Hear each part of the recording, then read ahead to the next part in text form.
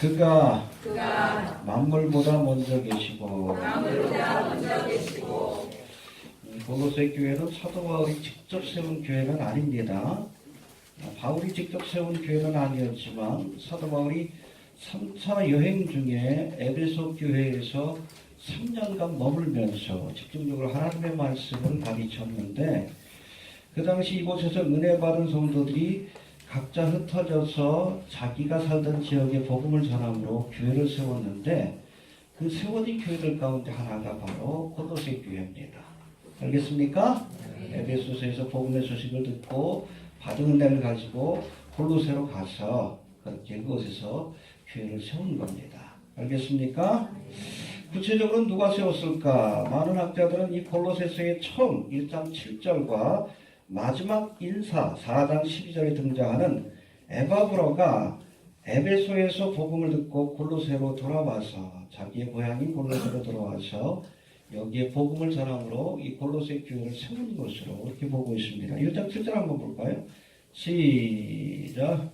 이와 같이 우리와 함께 복음을 사랑하는 에바브라에게 우리가 배웠나니. 너희를 위하여 그리스도의 신실한 일꾼이요. 예, 이렇게 1장에도 나오고 끝날 때 4장에도 에바브라를 다시 한번 언급해요. 그래서 이 에바브라가 이 골로새 교회를 세운 것으로 많은 학자들은 그렇게 보고 있습니다. 여하튼 우리가 서신 가운데 특별히 이 골로새 교회도 사도가 직접 세운 교회가 아니었어요. 또 사도가 직접 세우지 않은 교회지만 큰 교회로 성장했던 또 다른 교회가 있어요. 공부했잖아요. 로마 교회. 기억나십니까? 예, 로마 교회와 이 골로새 교회가 사도들의 직접적인 가르침이 없어서 없이 세워진 교회인데, 그러다 보니까는 좀 신학적으로 또 교리적으로 좀 문제가 있어요. 좀 취약합니다. 그러다 보니까 누구의 이단들의 공격을 많이 받게 되었다는 거예요. 이해가 됩니까? 그래서 이 로마서에도 보면 기독교 교리에 대한 기본적인 것들이 잘 설명되어 있어. 왜? 사도 바울이 가르칠 기회가 없었으니까 서신을 통해서라도 가르친 거예요. 알겠습니까? 이 골로새 교회도 마찬가지예요. 사도가 직접 말씀을 가르쳐서 세웠으면 그래도 말씀에 깊이가 있어서 이단들의 공격을 막아낼 수 있었는데, 좀 그런 부분에서 좀 취약하다 보니까 여러 가지 이단들, 그 당시에 대표적인 이단이 뭐죠? 율법주의, 영지주의, 그리고 후대에 또 생겨난 천사숭배. 우리가 천사를 숭배해야 된다. 요즘 이단 가운데 천사 숭배하는 이단들이 있죠. 여호와 증인, 예수님을 미가엘 천사로 돼. 천사 중에 하나로. 예수님을 창조주가 아닌 피조물로 봅니다. 그래서 이단이에요. 그런 이단이 있고, 또 금욕주의로 상징되는 당시의 이단들, 특별히 이 이단들은 믿음의 주가 되시는 예수 그리스도에 관한 진리를 왜곡시키는 일에 앞장을 섰습니다. 예수 믿는 것만 가지고는 안 돼. 율법을 지켜야 돼. 예수님은 육체로 온 것이 아니라 영으로 온 것에 불과해. 다른 예수를 전했어요. 그러니까 이들에게 뭘 가르쳐야 돼?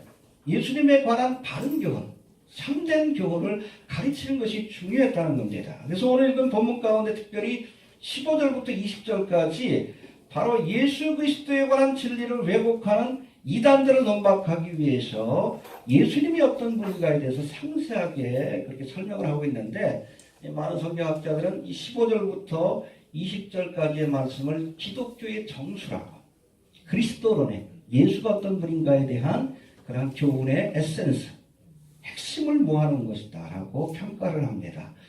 잘 좀 묵상할 수 있게 되기를 바랍니다. 오늘 본문을 우리가 또 살펴볼 텐데, 특별히 15절부터 20절까지의 말씀을 중심으로 예수 그리스도가 어떤 분인가 알아야 돼요. 해봅시다. 믿음의 주여, 온전케 하시는 이 예수를 바라보라. 여러분, 기독교는 예수를 믿는 종교예요. 예수님이 어떤 분인 줄 알아야 돼. 기껏 믿었는데 다른 예수를 믿고 있어요. 영지주의의 예수, 해방신학에서 말하는, 이데올로기에서 말하는 정치적인 메시아. 열심히 믿고 지옥 가는 거예요. 성경에서 말하는 예수가 어떤 분인 줄 우리가 알아야 합니다. 기독론, 여러분, 이게 복음 아닙니까? 예수 그리스도에 관한 소식. 그런 의미에서 오늘 본문의 말씀을 통해서 예수님이 어떤 분인지 다시 한번 우리가 정리할 수 있는, 흔들리지 맙시다. 알겠습니까? 여러분, 이단들이 흔들어놔. 말씀 안에 받아서 있지 못하면 이단들이 흔들어 놓습니다. 흔들리지 않고 우리가 믿음 안에 특별히 예수 그리스도가 어떤 분인가에 대한 분명한 정리를 할 수 있는 시간들이 될 수 있기를 바랍니다. 하나하나씩 살펴봅니다. 먼저 15절 봅시다. 시작.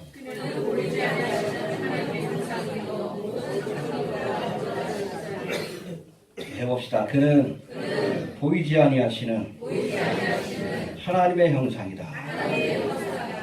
예수를 보면 하나님을 알 수 있어요. 왜? 그분이 바로 보이지 않는 하나님의 형상이기 때문에 그렇습니다. 할렐루야. 여러분, 우리가 하나님을 볼 수 없어요? 하나님은 영이시기 때문에. 모세도 뒷모습만 살짝 봤어요? 여러분, 죄인된 인간이 거룩한 하나님을 보면 죽습니다. 죽어요. 근데 이런 보이지 않는 하나님을 보여주시기 위해서 인간의 몸을 입고 이 땅에 하나님께서 찾아오셨는데 그분이 바로 성자 하나님 예수 그리스도예요. 말씀이 육신이 되어 우리 가운데 거하심에 우리가 그 영광을 보니 아버지의 독생자의 영광이요 은혜와 진리가 충만하더라. 할렐루야. 그렇죠? 보이지 않는 하나님의 모습을 보여주시기 위해 인간의 몸을 입고 역사 속에서 찾아오신 분이 계시는데 그분이 예수입니다. 알겠습니까? 요한복음 14장에 보면 제자 빌립이 어느 날 예수님 앞에 질문을 합니다. 주여, 아버지를 우리에게 보여주시면 족하겠나이다. 해봅시다. 아버지를 보여주소서. 하나님을 보여달라고 그러는 거예요. 그러니까 예수님 뭐라고 그랬어요? 기억 안 나셔요? 나를 본 자는 아버지를 보았다. 이게 굉장히 중요해요. 이게 예수님이 성자 하나님이라는 선언입니다. 이게 굉장히 중요해. 이해가 됩니까? 해봅시다. 나를 본 자는 아버지를 보았다. 바로 예수님 자신이 성육하신 하나님이라는 선언이에요. 여러분, 이런 선언 바리새인들 앞에서 했다면 돌 맞아 죽는 거예요. 중요한 선언입니다. 해봅시다. 나를 본 자는 아버지를 보았다. 그래서 오늘 본문에서 예수 그리스도는 보이지 않는 하나님의 형상이다. 여러분, 하나님이 어떤 분인가 알기를 원한다면 예수님을 바라보시길 바랍니다. 예수님의 행적과 교훈을 통해 우리가 하나님이 어떤 분인 줄 알 수 있는 거예요. 이해가 됩니까? 네. 또 여기서 말씀하는 이 하나님의 형상이라는 단어가 또 나오는 것이 있어요. 하나님의 형상. 어디에 나오죠? 하나님이 인간을 지으실 때 하나님의 형상을 따라 하나님의 모양대로 이미지 오브 하십니다. 기억나셔요? 해봅시다. 하나님이 하나님의 형상을 따라 사람을 지으셨다. 예, 이처럼 원래 인간은 타락하기 전에 이 아담과 우리 인간은 하나님의 형상으로 지음을 받은 거룩한 존재입니다. 근데 아담과 하와가 하나님의 말씀을 거역하고 범죄함으로 이 거룩한 하나님의 형상이 훼손이 된 거예요. 이해가 됩니까? 부분적으로 남아있긴 하지만 특별히 하나님의 도덕적인 특성이나 거룩한 특성을 많이 훼손한 겁니다. 그래서 우리가 구원의 과정을 sanctification, 거룩이라고 하는데, 성화라고 하는데 잃어버린 하나님의 형상을 회복하는 과정이에요. 내가 거룩하니? 여러분, 이게 구원이에요. 중생은 구원의 시작입니다. 구원의 오메가는 영화예요. 우리가 거룩한 하나님의 형상을 회복하는 거예요. 믿습니까? 예. 아무튼 거룩한 형상을 따라 지음받았지만 형상을 잃어버리게 되었는데 이렇듯 잃어버린 하나님의 형상을 2000년 전 둘째 아담으로 오신 예수님이 다시금 우리에게 보여주신 겁니다. 하나님의 형상으로 사는 것이 어떤 것인가? 할렐루야. 그래서 우리가 이런 예수님의 삶과 교훈을 배움으로 하나님의 형상을 따라 지음받은 인간은 구체적으로 어떻게 살아가야 되는지를 교훈받게 되는 겁니다. 알겠습니까? 그래서 우리 신앙의 궁극적인 목적은 하나님의 형상으로 오신 예수님처럼 되는 거예요. 예수님의 모습을 본받는 겁니다. 이해가 됩니까? 네. 예전에 요즘 모르겠어요. 제가 복음서점에 가서 책을 보고 그 대신 성경을 보니까 아주 유명했던 책이 있어요. 제가 젊었을 때. 예수라면 어떻게 할까? 해봅시다. 예수라면 어떻게 할까? 기억나십니까? 예전에 그런 책이 있었는데 바로 그거예요.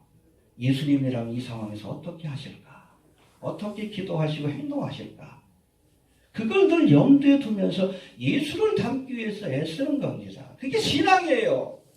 그래서 하나님의 형상을 회복하는 과정입니다. 알겠습니까? 여튼 우리는 하나님의 형상 되신 예수님을 통해서 하나님이 어떤 분인 줄 알 수 있습니다. 할렐루야. 하나님의 사랑과 하나님의 의가 어떤 것인가 예수를 통해서 알 수 있어요. 특별히 십자가의 사건을 통해서 하나님이 우리를 어떻게 사랑하셨는가 죽기까지. 얼마나 죄를 미워하시는가 죽게 하기까지.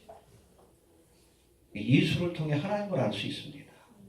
그리고 하나님의 형상을 따라 지음받은 인생들이 어떻게 살아야 하는지 예수님처럼 살아야 되는 거예요. 해봅시다. 예수님처럼 살아야 한다. 그래서 잃어버린 하나님의 형상을 우리가 회복해야 합니다. 그래야 하나님의 자녀로서 합당하게 되는 거예요. 이해가 되십니까? 네. 또 두 번째, 모든 창조물보다 먼저 나신 자라 선언하고 있습니다. 우리 15절 다시 한번 봅시다. 시작.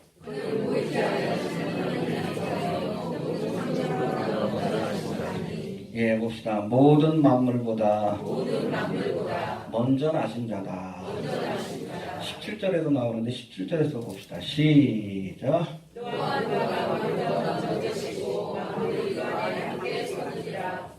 예, 여기 보니까 또한 그가 만물보다 먼저 계시고 해봅시다. 먼저 계시고 세상에 존재하는 영적, 육적 피조물들이 창조되기 전부터 예수님이 존재하셨습니다.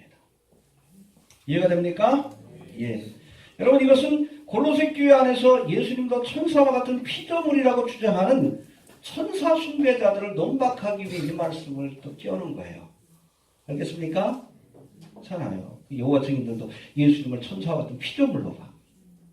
이 당시에도 여러분 해 아래 새 것이 없습니다. 반복이 돼요. 이단적 교훈들은 예수님을 천사와 같은 피조물로 그렇게 생각하는 이단들이 있었어요. 그런 자들을 향해서 아니다. 이 천사들이 지어지기 전에 만물이 지어지기 전에 예수님은 존재하신 분이다. 그래서 특별히 창조주가 되신다라고 선언하고 있습니다. 그게 16절에 시작. 아무리 그에게 창조되게 하나님 향해서 보이는 것들과 보이지 않는 것들과 또 보이지 않는 주관들이나 세력이나 권세들이나 만물이 다 그로 말미암아 그를 위하여 창조되었고 만물이 그에게 창조되되 예수님께서 우주 만물을 다 창조하셨습니다. 할렐루야. 태초에 하나님이 거기에 보면 복수형으로 나와요. 우리가 인간을 지으실 때도 그 하나님이 천지를 창조하실 때 무엇으로? 말씀으로 로고스 되신 예수님을 의미합니다. 알겠습니까? 해봅시다. 주님이 창조하셨다. 근데 창조하되 하늘과 땅에서 보이는 것들, 우리 눈에 보이는 자연의 세계, 우주 만물입니다. 해와 달과 별들과 보이는 것들 주님께서 지으셨습니다. 거기 인간도 포함이 되어 있어요. 그런가 하면 보이지 않는 것들 해봅시다. 보이지 않는 것들. 이게 뭐예요? 영적인 세계입니다.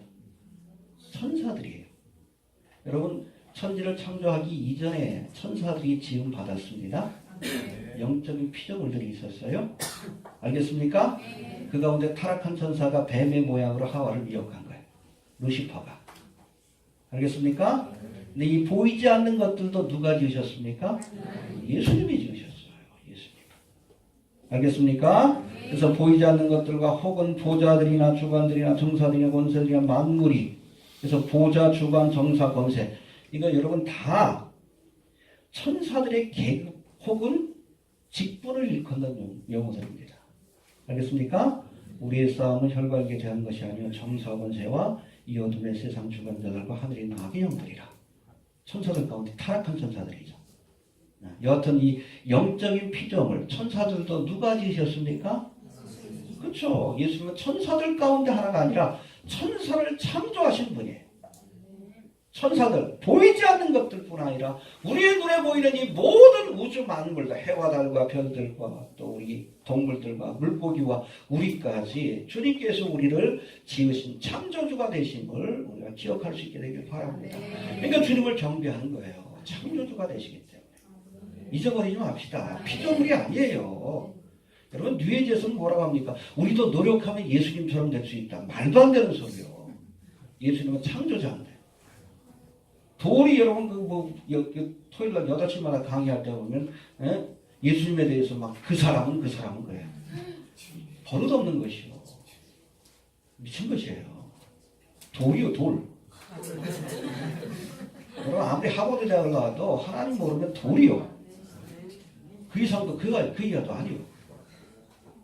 어리석은 자는 마음에 일컫기를 하나님이요. 예수님을 하나님으로 보지 못하는 거예요. 볼 수 있는 영적인 눈이 없는 겁니다. 돌이라서 그래, 돌. 아무튼 예수님은 창조주가 되십니다. 굉장히 중요해요. 잊어버리지 마시길 바랍니다. 해봅시다. 예수님은 창조의 주가 되신다. 이렇게 창조주라고 선포하면서 특별히 16절에서는 또 이 창조주 되신 예수님이 이 우주 만물을 창조하신 목적이 무엇인지에 대해서 설명하는데 먼저 16절 다시 한번 봅시다. 시작.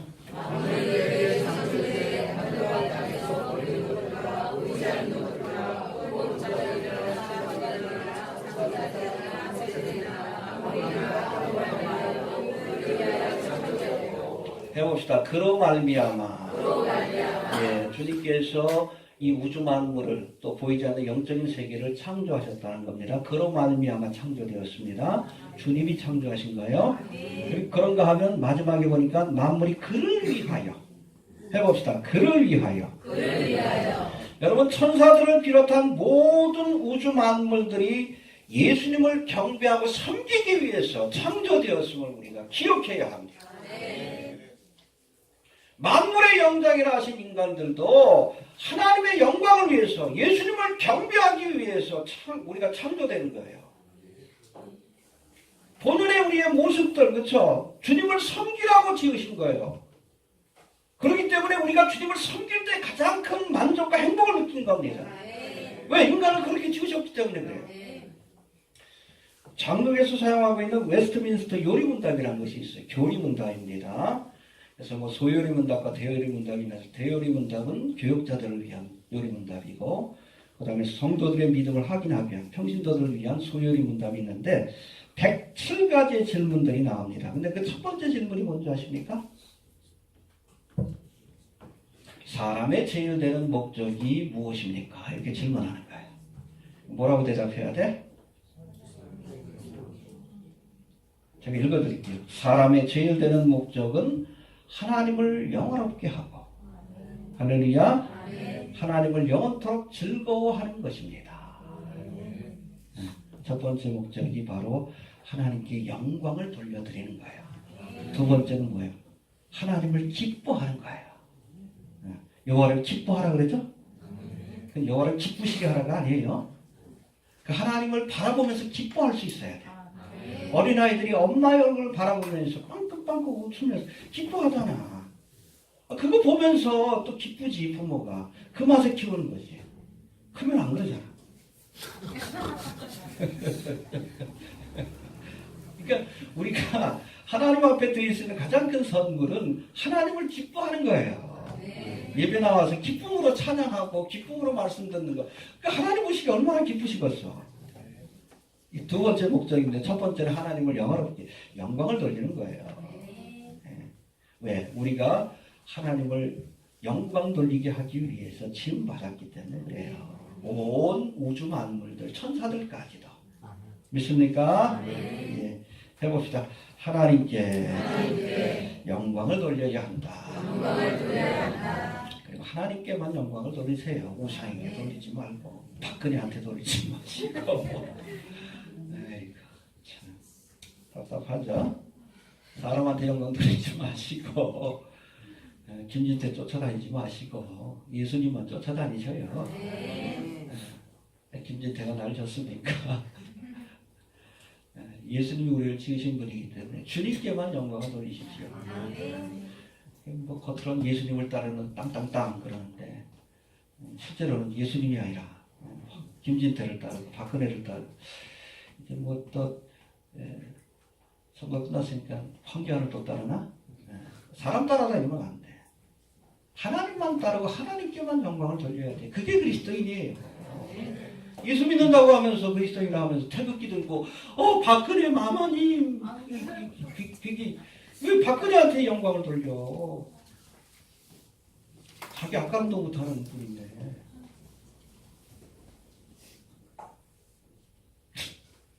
불쌍하죠? 자기가 섬기는 자를 닮게 돼 있어요.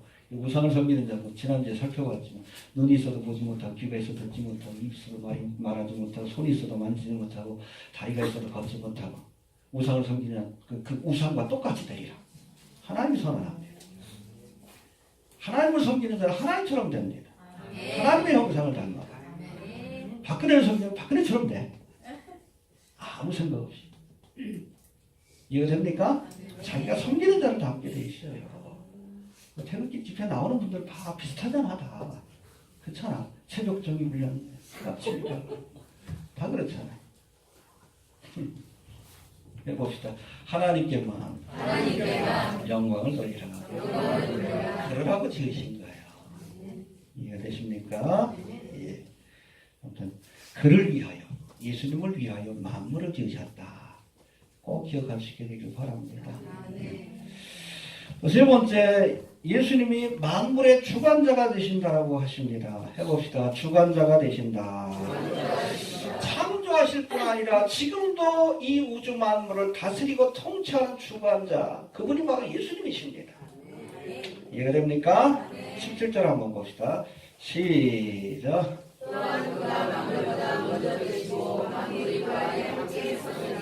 예, 만물보다 먼저 계신다. 그렇죠. 우주 만물이 있기 전에 성부, 성자, 성령 하나님이 먼저 계셨다. 창조하셨다. 그런 의미고, 또 여기 보니까 만물이 그 안에 함께 섰느니라. 할렐루야. 예수님 안에서 모든 만물들이 서 있다.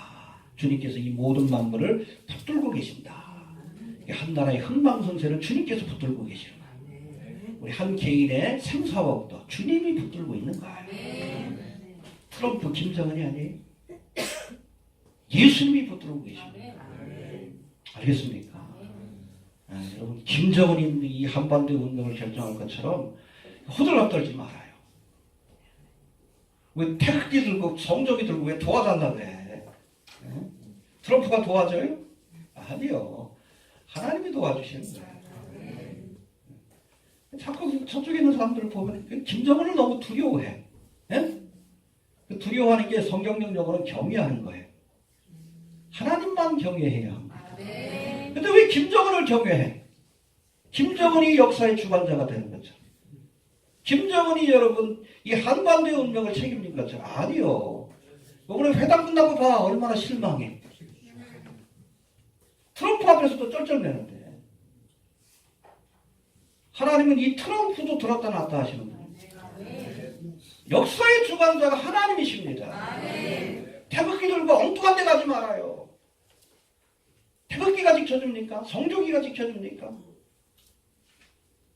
예수님이 주관자가 되십니다. 주님만 바라보라는 얘기 아니에요. 응? 왜? 만물을 주관하시는 분이 예수님이기 때문에 엉뚱한 데 가가지고 저거 하지 마시고 그거 우상숭배예요. 김정은이 두려워하는 건 김정은은 우상처럼 섬기는 거예요. 문재인을 두려워하는 것도 문재인은 우상처럼 여기는 거예요. 저는 여러분 하나님이 한마디면 박근혜를 패했듯이 김정은 문재인도 패할 수 있다고 봐요. 그런 자신감을 가지고 여러분 좌든 우든 잘못하면 말씀으로 비판하면 되는 거지. 교회가 어른 역할을 해야지 왜 꼬북 노릇을 해. 종 노릇을 해. 그래 사람의 종 노릇. 특정한 정치 세력이 그냥 그 종 노릇 딸랑딸랑하고 있어요. 그럼 이용해 먹으면서도 멸시합니다. 저 바보들. 무슨 말로 속여도 다 따라오죠. 얼마나 무서워. 이용해 먹으면서도 뒤에서는 욕합니다. 저 바보들. 똘만이 들어가지. 어른 행세해야지. 정치가한테도. 너희들 그러지 말아라. 문재인도 그러면 안 된다. 황교안이도 그러면 안 된다. 그래야지. 그게 그러면 하나님의 사람이지. 다윗 앞에서도 나단이 당당했잖아. 당신이 그 죄인이요. 그럼 계급으로 따지면 나단은 여러분 다윗의 신하인데. 아니에요. 그것보다도 하나님의 정의라는 의식이기 때문에 네가 그 죄인이다. 그 얘기하면 죽이신다. 무릎 꿇잖아요. 그 앞에. 교회가 그래야지. 당당하게 누구 앞에서도. 어른 아닙니까? 영적인 권세가 있어야지. 꼬북 노릇을 해. 왜? 박근혜 김진태 꼬북 노릇을 왜 해? 역사의 주관자가 예수님인데 왜 예수님을 버리고 헛된 사람들을 쫓아다닙니까? 네? 그러다 망하는 거예요. 그러다. 여러분 김정은이 아니라 예수님을 두려워하시길 바랍니다. 김정은을 경외하지 마셔요. 예수님을 경외하시길 바랍니다. 네, 예수님이 창조주일 뿐 아니라 지금도 한나라의 흥망성쇠를 주관하는 만물의 주관자가 되시기 때문임을 기억할 수 있게 되길 바랍니다. 예, 그 다음에 예수님은 교회의 머리가 되신다라고 말씀합니다. 우리 18절 한번 봅시다. 18절 시작.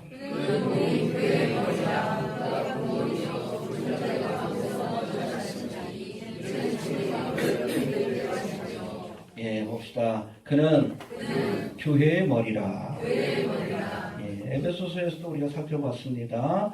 예수님은 교회의 머리, 우리는 예수님의 몸입니다.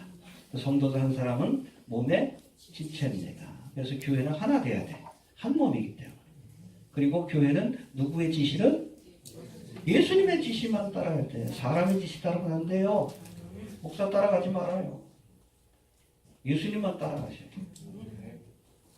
저도 예수님 따라갑니다. 그게 맞는 거예요. 교회의 머리가 주님이시기 때문에. 알겠습니까? 늘 잊지 맙시다. 그래서 예수님이 주인이 되지 않는 교회는 그건 종교단체예요. 사교 집단입니다. 목사가 주인이 되고 어떤 특정 이데올로기가 주관하는 집단은 교회가 아니라 사교 집단이에요. 예수님이 머리가 되어야 합니다. 그런가 하면 예수님이 부활의 첫 열매가 되셨다. 할렐루야. 해봅시다. 부활의 첫 열매가 되셨다. 18절에 나오는데 다시 한번 봅시다. 시작.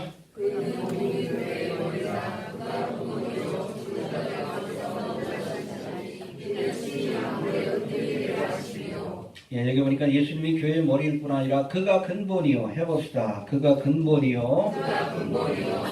또 죽은 자들 가운데 먼저 나신 자라 말씀합니다. 이 근본이라는 단어가 헬라어로는 알케라고 되어 있는데 시작이라는 뜻이에요. The beginning. 그러니까 예수님이 처음으로 죽은 자들 가운데서 부활하사 부활의 첫 열매가 되셨다는 거예요. 해봅시다. 예수님이 부활의 처음 열매가 되셨다. 알테가 되셨다는 거예요. 부활의 처음 열매, 시작이 되셨다라고 말씀합니다. 여러분 신구약 성경에는 죽은 자들이 살아나는 여러 사건들이 기록되어 있지만 이 사건들은 모두 부활의 사건이 아니라 소생의 사건으로 보아야 합니다. 해봅시다. 부활이 아닌 소생의 사건이다. 엘리야가 살린 사르밧 과부, 또 예수님이 살린 회당장 야이로의 딸, 그리고 나사로, 또 사도 바울도 살렸죠? 유도고라는 청년을 살렸죠? 들어와서 설교하는데 졸지 마셔요. 떨어져 죽었는데 살렸죠. 근데 이건 부활의 사건이 아니에요. 살아났지만 다시 죽었잖아. 그러니까 소생의 사건이기 때문에 그래요. 예수님의 부활만이, 예수님은 영원히 죽지 않는 몸으로 다시 사신 겁니다. 할렐루야. 그 엠마오의 두 제자도 잘 못 알아봤잖아. 같기도 하고 아닌 것 같기도 하고. 신령한 몸이기 때문에 그래요. 음식을 먹어도 되고 안 먹어도 상관없고. 그렇잖아요. 갑자기 나타났다? 사라지기도 하고. 신령한 몸이기 때문에 그래요. 이 죽지 않는 영원한 신령한 몸, 이게 부활의 몸입니다. 그 사건은 딱 한 번 일어났어요. 예수님 때. 그래서 예수님이 부활의 첫 열매. 할렐루야. 그리고 예수의 부활을 믿는 자. 이제 얼마 있으면 부활절인데 이 부활을 믿는 자는 예수님과 함께 이 부활의 영광에 참여하는 은혜를 얻게 돼요. 언제? 휴거의 날, 휴거의 날. 그렇죠? 그리스도 안에서 잠자는 자들이 먼저 일어나고 그 다음 우리도 변화되어서 변화된다는 것은 부활의 몸으로 변화되어서 우리가 주님을 영접하리라. 할렐루야. 이 부활장인 고린도 15장에 그 말씀이 나와요. 휴거에 대한 말씀이. 왜? 휴거가 성도의 부활 사건이기 때문에. 믿습니까? 네. 아무튼 주님께서 부활의 첫 열매가 되십니다. 예, 나는 부활이요 생명이니 나를 믿는 자는 죽어도 살겠고 모두 살아서 나를 믿는 자는 휴거의 사건 때 이루어질 겁니다. 알겠습니까? 예, 그래서 부활의 첫 열매. 이 예수님의 부활만 알케예요. 이게 처음입니다. 두 번째, 세 번째도 아직 일어나지 않았어요. 우리가 두 번째, 세 번째가 될 겁니다. 이해가 됩니까? 그 다음에 예수님의 사역 가운데 특별히 가장 중심이 되는 것이 십자가를 통해 화목을 이뤘다. 하나님과 원수되었던 우리를 화평케 하셨다. 할렐루야. 20절 한번 봅시다. 시작.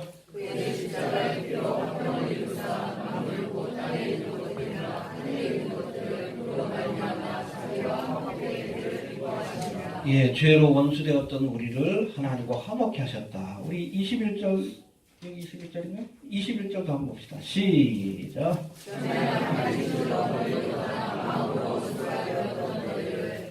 예, 22절. 이제는 그의 육체의 죽음으로 말미암아 화목케 하사.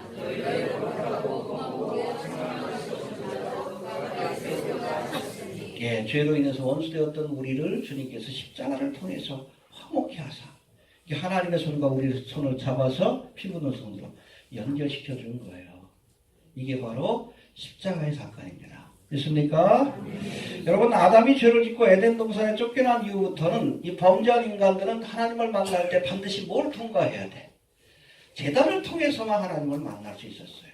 이 제단에서 피를 흘려 속죄의 제사를 통해 우리의 죄사함을 받고 나서야 비로소 우리가 씻음을 받고 거룩하신 하나님을 만날 수 있는 겁니다. 알겠습니까? 이게 하나님 정하신 법이에요. 그러니까 아벨의 제사는 받으시고 가인의 제사를 안 받으셨어요. 왜? 아벨의 제사는 피 있는 제사예요. 제사의 의미를 아는 거예요. 근데 가인의 제사는 피가 없어. 그렇잖아요. 제사의 의미도 모르고 그냥 내가 그냥 제비한 것 하나님 앞에 바치면 좋아하겠지. 그게 자기 나름대로의 신앙이에요. 그러니까 하나님 거절하시지. 흠양하지 않잖아요. 반드시 여러분 이 제단을 통해서 속죄 제사를 통해서만 하나님 앞에 나아갈 수 있는 겁니다. 알겠습니까? 이것이 여러분 모세 시대 때는 뭐로 발전합니까? 성막으로. 그렇죠? 솔로몬 시대 때는 성전으로. 그리고 이후로 참된 성전이신 예수님이 오셔서 예수님이 성전이십니다. 허물라 내가 사흘 만에 다시 일으키리라. 예수님이 성전이요. 사흘 만에 부활하셨잖아요. 성전이 되셔서 피 흘려 십자가에서 대속의 사역을 완성하심으로 이제 우리는 예수님의 이 십자가의 공로를 의지해서 성소와 지성소로 들어가 하나님을 만날 수 있게 되는 거예요. 할렐루야. 이게 화목케 하셨다는 뜻입니다. 그래서 여러분 천하인간의 구원 얻을 만한 다른 이름을 주신 적이 없어요. 화목제물이 되신 분이 예수님밖에 없기 때문에 그래서 우리가 나갈 때도 예수 이름으로 기도할 때도 그렇죠. 이 복음의 핵심이에요. 알겠습니까? 네, 해봅시다. 화목제물이 되셨다. 네, 십자가의 죽음을 통해 하나님과 화목할 수 있는 길을 열어주셨다. 꼭 기억할 수 있게 되길 바랍니다. 이건 잊지 말아야 돼요. 복음의 핵심이기 때문에. 그리고 7번째는 이제 이 복음을 믿고 복음의 소망에 흔들리지 말라라고 이렇게 권면하고 있습니다. 23절 봅시다. 시작.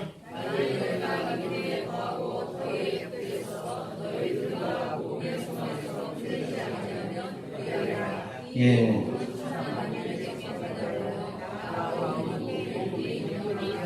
예, 여기 앞부분에 보면 만일 너희가 믿음에 거하고 터 위에 복음의 터입니다. 여러분 복음이란 말씀의 터 위에 신앙을 세워야 돼요. 어떤 세상의 철학이나 이데올로기 위에 아니면 이단 사설 위에 여러분 우리 믿음이란 집을 세우면 열심히 믿고 마지막 심판의 때에 다 무너져. 다 무너져요. 하나님의 심판을 견디지 못합니다. 하나님 앞에 설 수가 없어요. 이해가 됩니까? 반드시 이 복음의 터 위에, 십자가의 도 위에, 예수 그리스도에 대한 믿음 위에, 말씀 위에 우리가 신앙을 세워야, 그래야 우리가 하나님의 심판대 앞에 설 수 있습니다. 복음의 터 위에 굳게 서서 너희들은 바 복음의 소망에 흔들리지 아니하면, 할렐루야, 그리하리라. 22절의 말씀이에요. 너희가 하나님의 심판대 앞에 서게 될 것이다. 할렐루야. 복음의 소망에 흔들리지 마십시오. 복음을 믿는 자에게 주신 소망이 있어요. 이게 뭐예요? 부활과 영생의 소망이지. 알겠습니까? 예, 흔들리지 않고 이 복음의 소망을 붙들면 우리가 하나님의 심판대 앞에 담대히 서게 될 줄로 믿으시길 바랍니다. 그 다음에 이제 마지막으로 우리 23절 한번 봅시다. 23절 시작.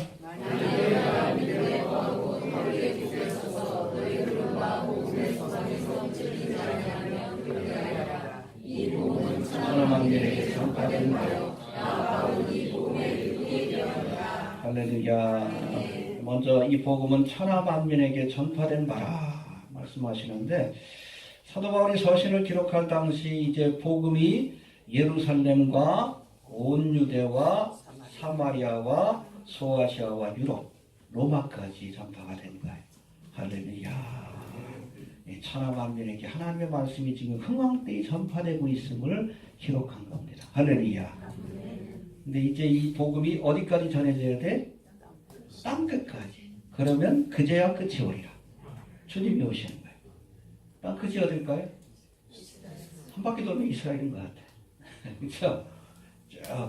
저기 거의 다 복음이 전파됐죠. 저는 개인적으로는 교회가 이 땅끝까지 복음을 전파하는 사역을 하다가 한다고 봅니다. 마무리는 누가? 네, 7년 되고 나는 기간 동안 이스라엘이 아직 복음이 전파되지 않은 그런 것까지.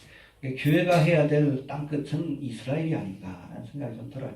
그런 의미에서 사실은 제가 요한계시록 강의를 지금 번역하고 있고, 이스라엘의 이 말씀을 좀 전하기 위해서 우리 교회적으로도 좀 열심히 하고 있습니다. 어제 조상혁 선교사님 전화가 오셨는데 열심히 하고 있대요. 조금 용어 문제가 좀 있어가지고. 근데 여러분, 이 교리서라는 거는 한마디만 틀리면 이단이에요. 그러니까 이 용어가 잘못된 게 있어가지고, 야, 이거 그대로 내보내지 마라. 내보내면 여호와적인 된다. 그러니까 그걸 잘 모르니까 먼저 가는 사람이 지금 수정하고 8절까지 내자. 그렇게 제가 얘기했어요. 기도해 주시기 바랍니다. 또 요번에 3개월 단위로 우리가 후원을 합니다. 막신 가정에 400불씩인가요? 이렇게 지금 후원을 하고 있어요. 요번에 한번 다시 한번 보냈습니다. 요번에 보내고, 왜냐면 다달이 보내면 수수료 때문에, 그래서 그래요. 3개월에 한 번씩 한 900달러인가요? 900달러씩, 300달러씩 보내는 것 같아요. 좀 보내고 있습니다. 늘 기도해 주시길 바랍니다. 막신 가정을 위해, 또 이를 위해서 수고하시는 우리 조상희 선교사님 위해서, 또 정말의 타임테이블이 이렇게 번역돼서 예루살렘까지 다시 한번 이 복음이 전파될 수 있도록, 재림의 복음이 전파될 수 있도록 기도 많이 해주시길 바랍니다. 예, 그리고 23절 맨 마지막에 나 바울은 이 복음의 일꾼이 되었노라. 해봅시다. 나 바울은 이 복음의 일꾼이 되었다. 예, 다메섹 도성에서 예수님을 만나 회심한 바울은 이때부터 이방인의 사도로서 복음을 전하는 일꾼이 되었다는 말씀인데, 이 사도 바울뿐 아니라 복음을 믿고 먼저 구원받은 성도들 모두가 복음의 일꾼이 되어야 합니다. 해봅시다. 우리도 복음의 일꾼이 되어야 한다. 누군가가 내게 복음을 전해줬기 때문에 내가 듣고 예수 믿고 구원받을 수 있었잖아요. 이게 복음의 빚진 자입니다. 사도 바울의 표현처럼. 빚을 갚아야지. 그럼 뭐 딴 거 없어. 아직 복음을 듣지 못한 사람들에게 열심히 복음을 전해서 한 영혼이라도 예수 믿고 구원받도록 우리가 도와주는 것. 할렐루야. 그게 우리가 해야 할 일이에요. 바울뿐 아니라. 그래서 제가 늘 말씀드렸죠. 우리가 교회에 나올 때는 제자가 되어야. 나가서는 사도가 되어야 합니다. 알겠습니까? 주님 앞에서는 열심히 배우는 제자. 그래서 나가서는 복음의 말씀을 세상에 전하는 보내심을 받은 사도가 되어야 합니다. 해봅시다. 복음의 일꾼이 되었다. 정리합니다. 예수님은 보이지 않는 하나님의 형상입니다. 네, 그래서 하나님이 어떤 분인가 하려면 예수님을 봐야 돼요. 우리가 하나님의 형상을 회복하려면 예수님처럼 돼야 돼요. 예수님처럼 살아야 합니다. 또 만물을 창조하신 창조주이십니다. 피조물이 아니에요. 천사와 같은 피조물이 아니라 창조주가 되시고 지금도 하나님 보좌 우편에서 만물을 다스리는 주관자가 되십니다. 여러분 김정은 트럼프가 나라를 주관하는 게 아니에요. 예수님이 주관자가 되십니다. 태극기 성적이 들어도 없어요. 예수님 바라봐야 합니다. 알겠습니까? 교회의 머리가 되신 예수님. 여러분 교회의 주인은 주님이 되셔야 합니다. 십자가에서 대속의 사역을 완성하시고 또 죽은 지 사흘 만에 부활하사 부활의 천절매가 되셨습니다. 할렐루야. 그래서 예수를 믿으면 부활의 영광에 참여하는 거예요. 믿습니까? 이렇듯 십자가에서 화목제물이 되신 예수님을 믿을 때 우리가 죄사함을 받고 하나님의 자녀가 되며 부활의 영광에 참여하게 될 줄로 이렇게 믿으시길 바랍니다. 그리고 이 복음의 터, 그렇죠? 십자가와 부활이에요. 이 복음의 터 위에 우리의 믿음을 세워야 합니다. 어떤 이런 사설이나 여러분 이데올로기가 아니라 말씀이라고 하는 복음의 터, 이 위에 우리가 믿음의 집을 세워야 합니다. 그리고 먼저 복음을 믿고 구원받은 우리는 아직도 이 복음을 듣지 못한 사람들에게 빚진 자의 마음을 가지고 열심히 복음을 증가하는 복음의 일꾼이 되어야 할 줄로 이렇게 믿습니다. 그렇겠습니까?